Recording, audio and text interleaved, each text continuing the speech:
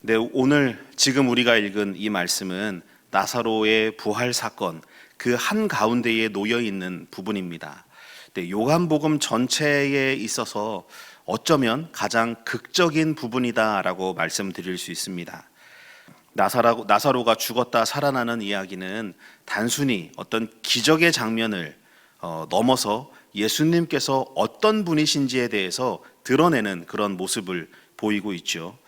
예수님은 나사로의 무덤 앞에 가서 단지 기적만 보이신 분으로 머물지 않습니다.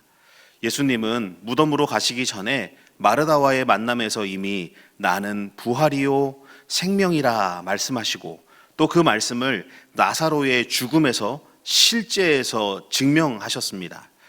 예수님의 이 말씀, 나는 부활이요 생명이라고 하신 말씀이 기독교 신앙의 가장 중심적인 그런 고백이죠. 나는 부활이요 생명이다. 네, 예수님은 생명을 주시는 기적을 바라는 분이 아닙니다. 예수님은 생명 그 자체이시죠. 예수님은 부활의 기적을 일으키는 분이 아닙니다. 부활 그 자체이십니다.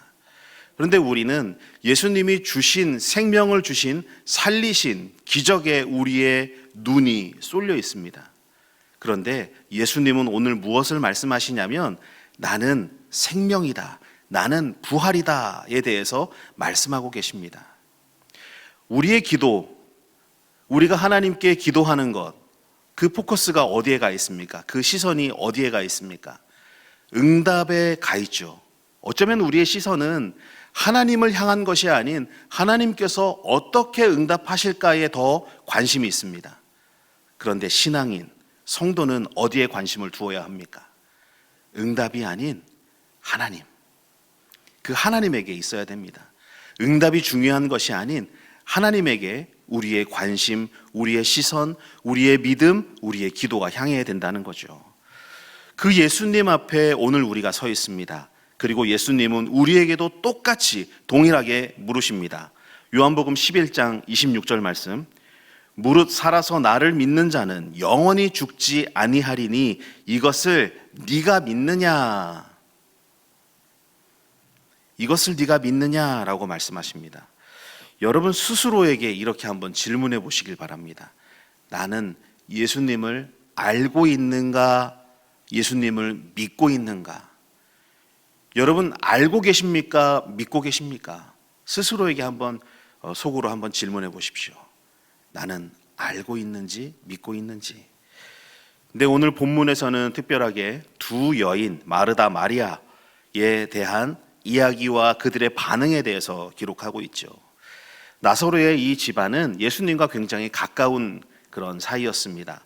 성경에서도 밝히고 있죠. 요한복음 11장 5절 말씀에 보면 예수께서 본래 마르다와 그 동생과 나사로를 사랑하시더니, 네, 마르다 그 동생 마리아 그리고 나사로를 사랑하시더니 라고 기록합니다. 예수님은 나사로의 가정 마르다 마리아까지 다 그들을 사랑하셨다. 물론 이 마르다 마리아 나사로도 예수님을 사랑했죠. 그러나 그들의 믿음에는 아직 한계가 있습니다. 예수님을 알기는 했지만 믿지 못했던 그런 한계가 있습니다. 어쩌면 우리도 이들의 모습과 매우 많이 닮아 있습니다. 교회 생활을 오래 하다 보면 어떻습니까? 아는 게 많아지죠. 교회 생활을 오래 하면, 오래 다니다 보면 아는 게 되게 많아집니다. 성경도 눈치껏 착착 알게 되죠. 네, 그리고 찬송, 찬양, 늘 듣는 것이 찬송이고 찬양이고 부르는 것이 그렇다 보니까 아는 것 참 많습니다. 교리도 알고 더 나아가 깊이 있게 공부하신 분들은 조직신학에 대해서도 알고 역사도 알고 배경도 알고 많은 것들을 알게 됩니다. 그런데 지식적으로 아는 것이 믿음으로 이어지지 못한다면 우리도 여전히 마르다 마리아와 같은 상태에 머무르게 된다는 것입니다. 오늘 말씀을 통해서 우리가 머리로 알고 있는 아는 신앙에서 믿는 신앙으로 나아가야 됩니다. 여러분 알고 있는 것에서 멈추면 안 되고 알고 있는 것이 믿음으로까지 믿음의 신앙으로 갈 수 있도록 여러분, 내가 지금 어떤 상태인지를 먼저 알아야 내가 어디로 더 갈 수 있고 변화할 수 있는 것을 찾게 되죠.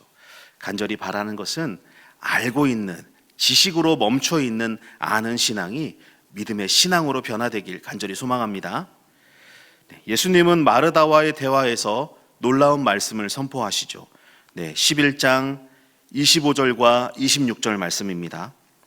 나는 부활이요 생명이니 나를 믿는 자는 죽어도 살겠고 무릇 살아서 나를 믿는 자는 영원히 죽지 아니하리니 이것을 내가 믿느냐?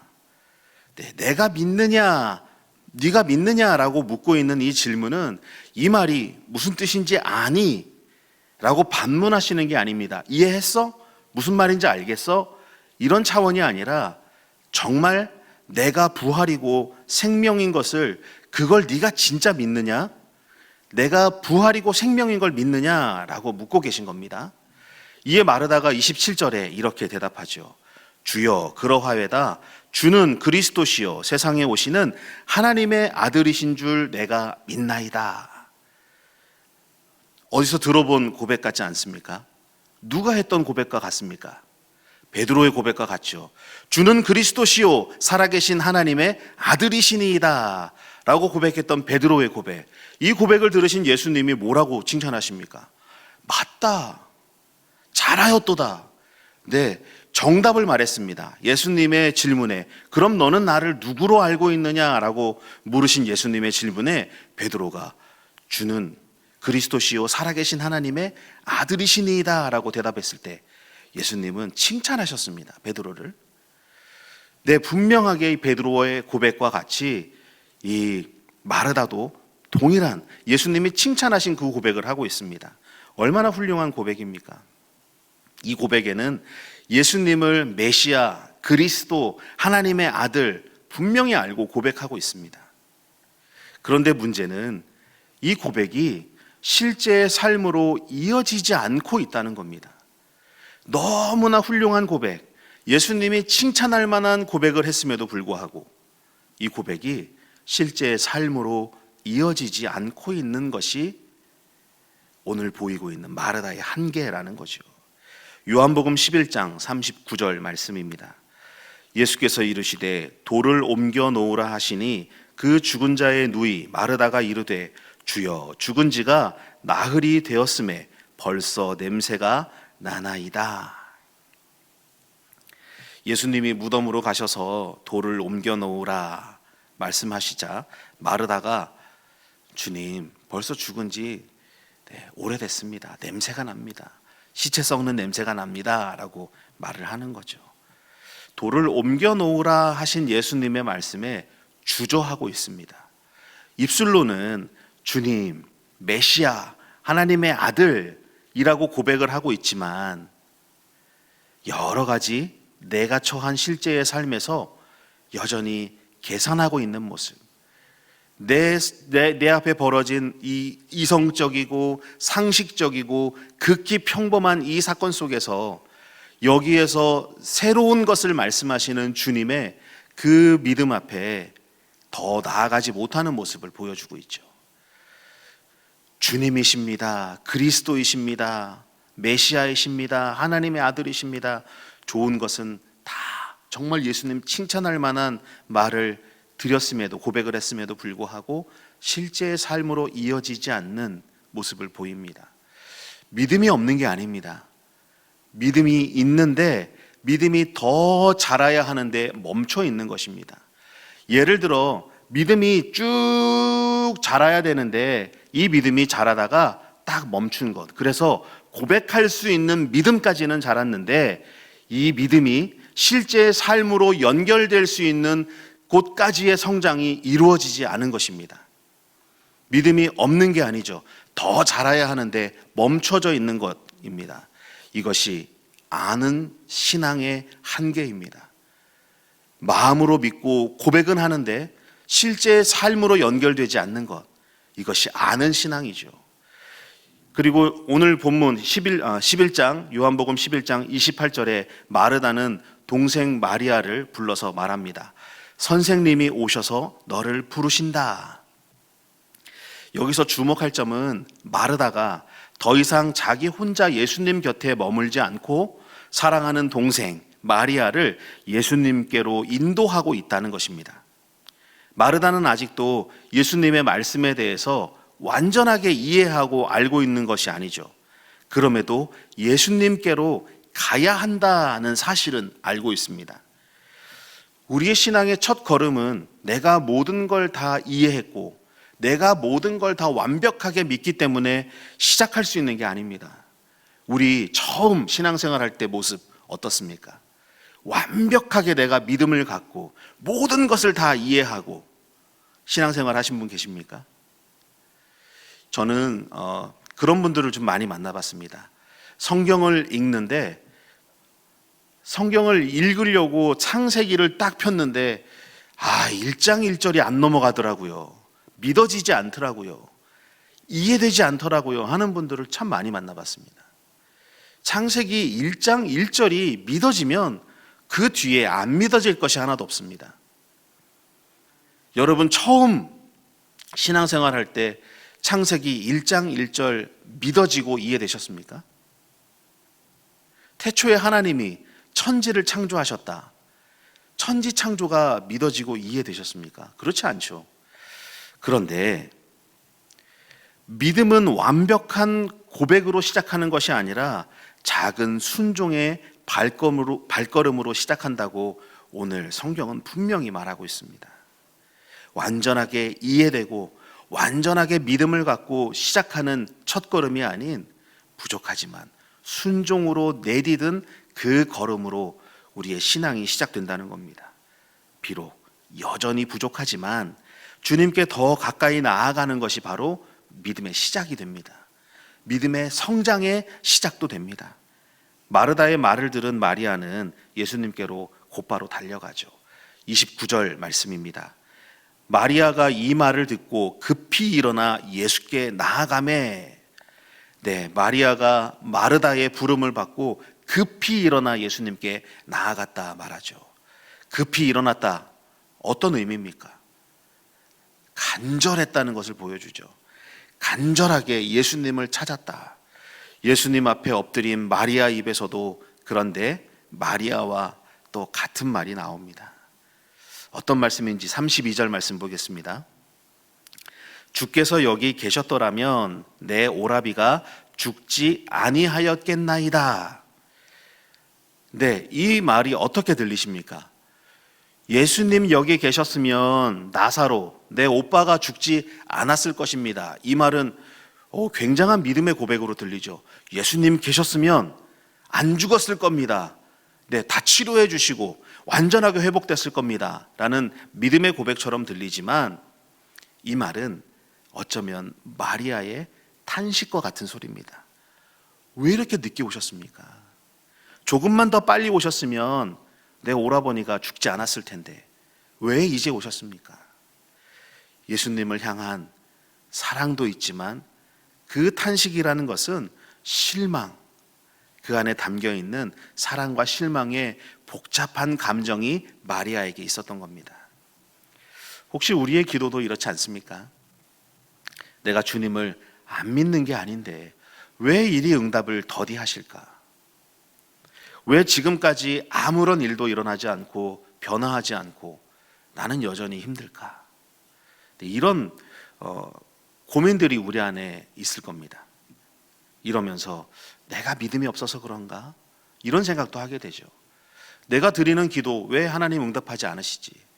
내가 이런 어려운 상황에 처해 있는데 하나님 나 왜 외면하시는 것 같지? 왜 삶이 변하지 않지? 내 믿음이 없나? 내가 뭘 잘못했지? 나에게 더 바라시는 것이 있나? 자꾸 어떤 것들을 찾아내서 내 잘못된 것들로 하나님이 나를 벌하시고 계신가? 내가 믿음이 부족한가? 이런 접근으로 다가가게 됩니다. 아닙니다. 그렇지 않습니다. 그런데 그런 생각을 해도 괜찮습니다. 왜냐하면 마리아는 탄식을 누구에게 가서 했습니까?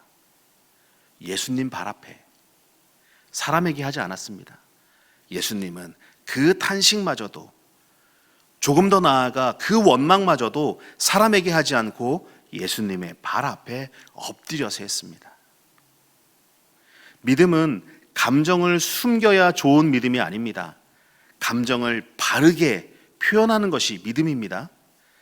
믿음은 울부짖을 곳이 어딘지를 아는 것이 믿음입니다. 엎드릴 대상이 예수님이라는 것을 아는 것이 믿음입니다.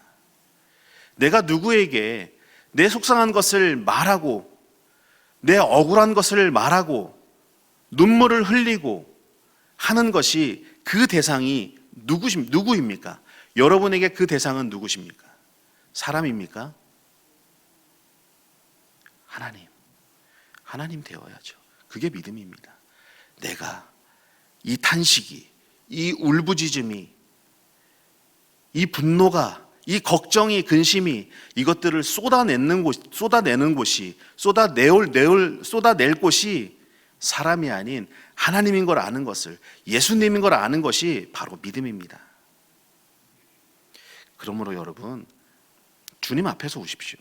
주님 발 앞에 엎드려서 우십시오. 사람 앞에서 울면, 사람 앞에 딱 꺼내놓으면 마음은 시원할 수는 있지만 해결되진 않습니다. 이제 본문 후반부에 또 마리아를 따라온 유대인들이 등장을 하게 되죠. 예수님은 마리아의 울음을 보셨고 마리아와 함께 온 유대인들의 울음도 보십니다. 그들이 37절에 예수님을 향해 이렇게 말합니다. 맹인의 눈을 뜨게 한 이 사람이 그 사람은 죽지 않게 할 수 없었더냐? 네, 맹인의 눈을 뜨게 한 이 사람이라는 것은 유대인들이 예수님의 능력을 알고 있었고 소문을 들었던 것이죠. 예, 맹인의 눈을 뜨게 했다. 어디에 나옵니까? 요한복음 9장에 나면서부터 맹인이었던 사람의 이야기가 나오죠. 그 사건에 대해서 말하고 있는 것입니다. 그들도 소문을 들어서 예수님의 치유 능력을 알고 있습니다. 들어서 알고 있는 것, 믿음일까요? 믿음이 아닐까요? 들어서 알고 있는 것은 믿음이 아닙니다. 이것을 뭐라고 하냐면 구경꾼 신앙이라고 합니다. 멀리서 바라보고 있는 것. 알고는 있죠. 바라보고 있으면 어떤 일이 일어나는 것은 알고 있죠. 소문으로 들리는 것에 대해서 알고 있죠. 맹인을 고친 이 사람이 왜 사람은 살리지 못하느냐 알고 있습니다. 그것에 대해서 말하고 있고 본 것을 말할 수도 있죠. 기적을 바라는 마음, 저 사람이 하는 간증의 은혜가 나에게도 일어나기를 바라는 마음, 전능하신 하나님, 주님, 메시아, 그리스도, 하나님의 아들이라고 고백을 하고 있지만 내 걱정거리, 내 자녀, 내 가정, 내 상황 고백은 하지만 이 모든 것들을 실제로 내어 맡기지를 못하고 있습니다. 다 끌어안고 있는 것. 저 사람의 간증이 내 삶에도 이루어졌으면 좋겠다 는 소망은 있지만 그 말을 들어 내 마음에 몽글몽글 뭔가가 막 몽글몽글 생기지만 거기에서 멈추고 더 나아가지 못하는 내 삶을 하나님께 맡기고 하나님의 뜻이 이루어지도록 그 삶으로 나아가지 못하고 여전히 이 삶은, 이 일은 이렇게 해결돼야 되고 내 자녀는 이렇게 살아서 이렇게 되고 좋은 데 가고 좋은 사람 만나고 다 그려놓습니다. 그리고 하나님, 왜 내 기도 들어주지 않으세요? 내 의가 일어나기를 바라면서 하나님의 의가 일어나는 것에 대해서는 전혀 관심이 없는, 여전히 내 삶을 맡기지 못하고 내가 만들어 놓은 그림들, 내가 그려놓은 그림들, 내가 만들어 놓은 계획 속에 자꾸 하나님을 갖다 맞추고 있는 우리의 모습, 내 삶을 내어 맡기지 못하는 그런 신앙, 이것은 아는 신앙이지 믿는 신앙이 아닙니다. 많은 성도들이 어쩌면 이 아는 신앙에 여전히 더 자라야 하는데 자라지 못하고 아는 신앙에서 멈춰서 있는 성도들이 있을 수 있습니다. 죽은 사람도 살리시는 주님이라는 말은 하지만 막상 상황 앞에서 그렇게 반응하지 못하죠. 주님 벌써 냄새가 납니다. 이제 너무 늦었습니다. 주님 왜 이제 오셨습니까? 죽기 전에 왜 오지 않으셨습니까? 이 상황이 벌어지기 전에 오셔서 막아주셨어야지 왜 벌어진 이후에 오셔서 이 상황이 더 어렵게 된 것입니까? 여전히 우리는 찬양을 잘 알고 많이 부르고 찬송도 알고 교리도 알고 성경 퀴즈 대회를 하면 나가서 상을 받을 만큼 상품을 받을 만큼 우리는 많이 알고 있습니다. 충분한 지식을 가지고 우리가 예배 교회 생활을 하고 있죠. 그런데 삶의 위기 앞에서 여호와 이레의 말씀은 알고 있으면서 삶은 여전히 불안하고 여전히 조급하고 여전히 절망하며 살아가고 있는 것, 어쩌면 저와 여러분의 모습 아닙니까? 그런데 믿는 신앙은 다릅니다. 믿는 신앙은 하나님을 내가 원하는 결과의 도구로 붙잡지 않습니다. 하나님의 응답을 붙잡지 않습니다. 하나님을 붙잡습니다. 하나님의 응답을 붙잡는 것과 하나님을 붙잡는 것은 완전하게 다릅니다. 여러분이 믿는 것은 예수님이지 예수님에 관한 것을 믿고 있는 것이 아닙니다. 예수님이 일으키신 기적을 바라보고 있습니까? 예수님을 바라보고 계십니까? 여러분, 하나님이 보여주신 응답을 바라보고 계십니까? 하나님을 바라보고 계십니까? 여러분의 시선은, 마음은 어디에 있습니까? 믿는 신앙은 상황을 넘어서고 심지어 죽음도 넘어서게 됩니다. 그렇다고 현실을 무시하는 것도 아니죠. 무덤이 있다는 걸 부정하지 않고 오히려 무덤 앞에서 주님을 붙잡고 주님 말씀에 순종합니다. 무덤 앞에서 돌을 옮기라 하시면 그 돌을 옮겨 놓습니다. 요한복음 11장 43절 44절 말씀입니다.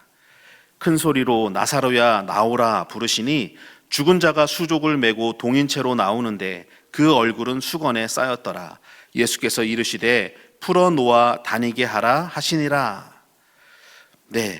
말씀에 순종해서 무덤을 막고 있는 돌을 굴려야, 그 돌을 치워야 죽은 나사로가 예수님의 하시는 말씀을 듣고 살아나서 이 배로 동인채로 돌아다닐 수 있게 됩니다.